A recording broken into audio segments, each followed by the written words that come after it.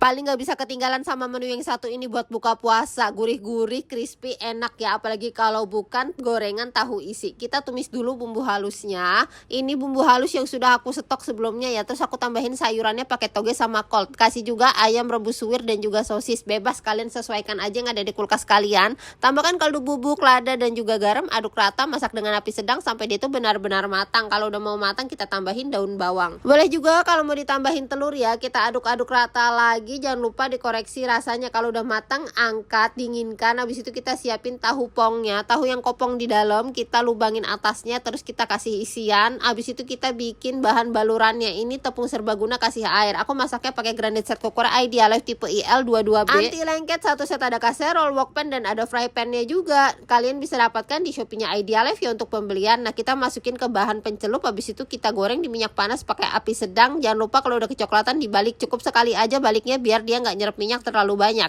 Nah, dia kalau sudah matang kita angkat, udah siap dinikmatin deh. Ini bisa disebut tahu isi atau biasa juga disebut tahu bunting. Kali ini aku bikin yang nggak pedes ya. Pedesnya kita pakein cabai rawit aja, diceplusin biar mantap, cocok banget buat buka puasa. All cookware aku beli di Idealife.